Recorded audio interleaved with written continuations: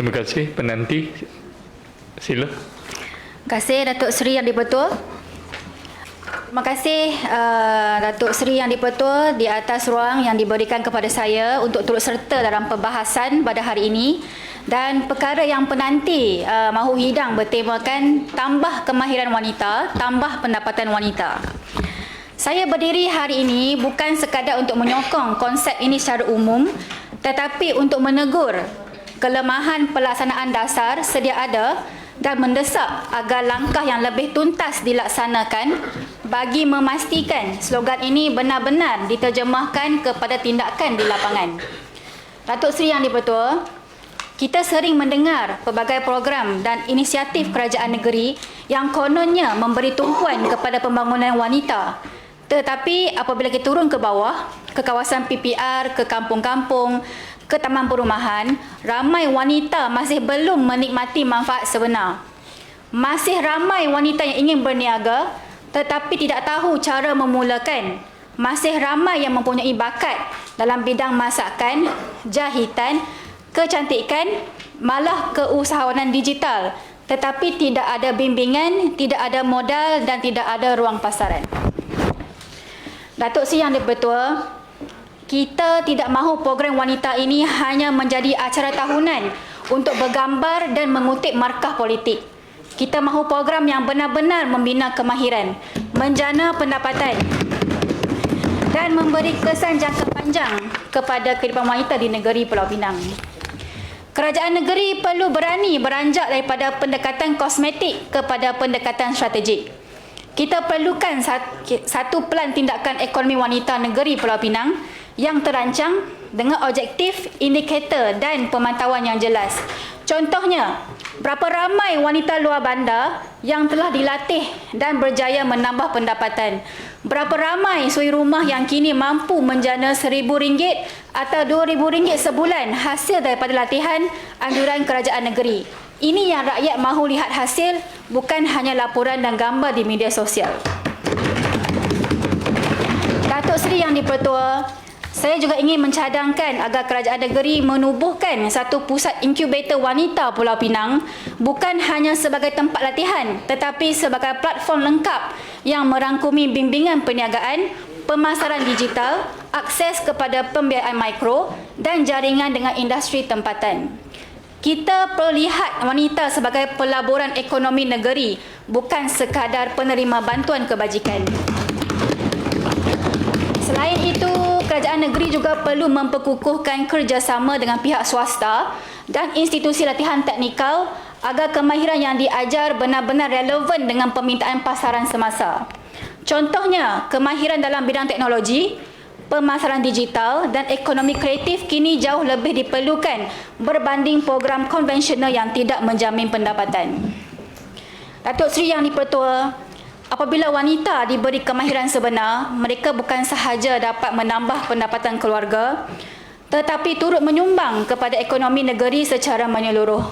Namun, untuk mencapai itu, kerajaan negeri perlu menunjukkan komitmen sebenar, bukan sekadar berucap di pentas tanpa bertindak di lapangan.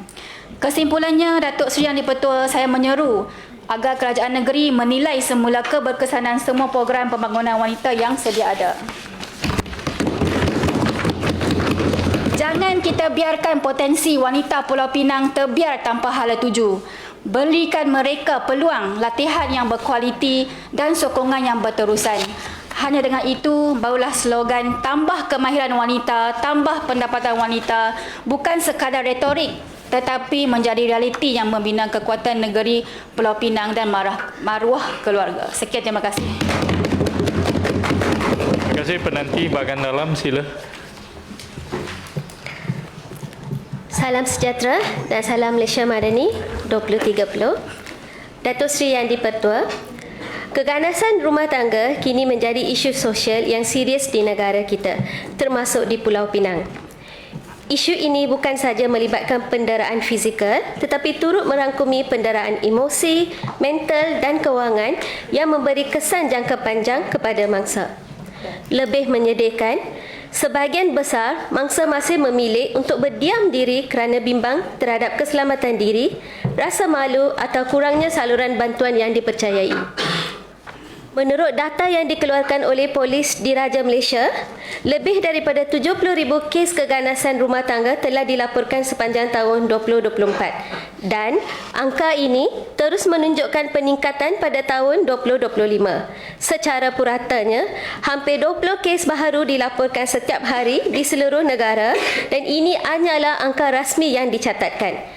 Hakikatnya, masih ramai mangsa yang tidak tampil membuat laporan kerana tekanan emosi, pergantungan ekonomi atau takut terhadap ancaman daripada pelaku. Datuk Seri Speaker, di negeri Pulau Pinang, statistik menunjukkan peningkatan amat ketara terutama di kawasan Perai, Bukit Mertajam dan Georgetown dan ia melibatkan pelbagai latar belakang sosial dan ekonomi. Lebih membimbangkan, kira-kira 1 daripada 3 kes melibatkan mangsa yang berulang kali didera. Ini jelas menunjukkan bahawa masalah ini bukan sekadar insiden terpencil tetapi satu kitaran penderaan yang sukar diputuskan tanpa intervensi yang menyeluruh. Kes yang membabitkan wanita muda, warga emas dan juga lelaki sebagai mangsa turut dilaporkan. Membuktikan bahawa keganasan rumah tangga boleh menimpa sesiapa saja tanpa mengira jantina atau status sosial. Datuk Seri Speaker, setiap angka yang dilaporkan bukan sekadar statistik tetapi mewakili kisah benar penderitaan, ketakutan dan trauma yang dialami oleh mangsa yang kebanyakannya juga menanggung kesan terhadap anak-anak dan keluarga. Keadaan ini menggambarkan keperluan mendesak untuk memperkukuhkan mekanisme perlindungan, pemulihan dan pencegahan di semua peringkat masyarakat. Keganasan rumah tangga bukan sahaja menjejaskan keselamatan individu, malah turut mengancam struktur kekeluargaan dan kesejahteraan sosial masyarakat. Datuk Seri Yang di-Pertua, bagi menangani isu ini dengan lebih berkesan, kerajaan negeri disarankan mempertimbangkan pelaksanaan beberapa inisiatif utama. Pertamanya, memperbanyakkan rumah perlindungan yang selamat dan dirahsiakan di setiap daerah bagi memastikan mangsa mempunyai tempat perlindungan segera tanpa perlu menanggung atau ketakutan dengan tekanan tambahan.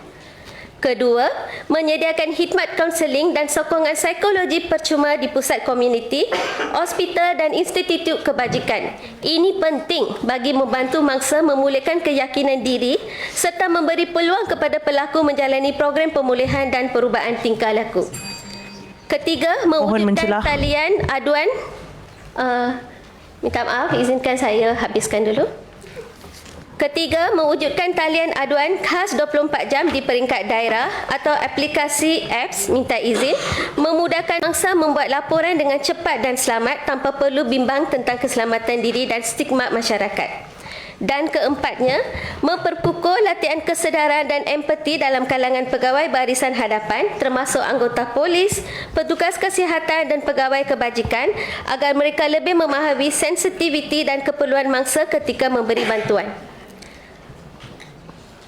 Latihan ini perlu disusun secara sistematik dan berterusan, merangkupi aspek ketika profesional, komunikasi berhema, pengurusan trauma serta kefahaman terhadap Akta Keganasan Rumah Tangga, iaitu Akta 521. Sementara itu, juga kerajaan negeri perlu memperkukuh bantuan ekonomi dan latihan kemahiran kepada mangsa bagi membantu mereka berdikari secara membina kehidupan yang baru dan stabil. Datuk Seri Yang di-Pertua, menangani keganasan rumah tangga bukan bertanggungjawab kerajaan semata-matanya. Ia menuntut penglibatan aktif secara masyarakat termasuk pertubuhan bukan NGO, institut pendidikan, pemimpin komuniti dan sektor swasta. Kita mesti berani bersuara, menegur dan bertindak apabila berlaku penderaan di hadapan mata. Akhir kata, marilah kita berganding bahu menyokong usaha ini dalam membina masyarakat yang selamat, penyayang dan bebas daripada keganasan rumah tangga.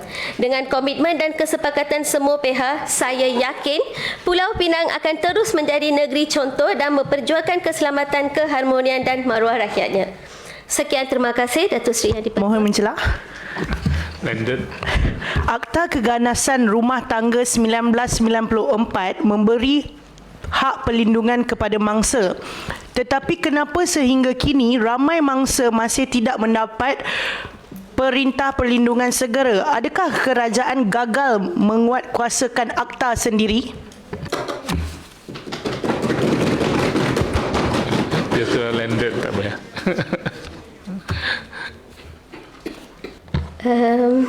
Soalan ni saya tujukan kepada Exco. Saya nak celah. Saya yang ni bukan soalan lah, cuma bagi pendapat. Untuk saya keganasan keluarga, kita selalu mangsa dia beranikan diri untuk pergi buat report dekat polis. Kebanyakan mungkin lack of lack of latihan kepada barisan hadapan. Mereka selalu bagi tahu dekat mangsa mungkinlah kata selesai sendiri dekat rumah. Sebab ni hal rumah tangga. So I rasa semua anggota polis, petugas kesihatan dan kebajikan harus menerima latihan wajib berasaskan SOP yang jelas supaya mangsa tidak lagi disuruh selesai sendiri. Terima kasih. Selalunya dia akan tanya setuju ke? Dan you sebut setuju lah. Ya, saya setuju sokongan. You.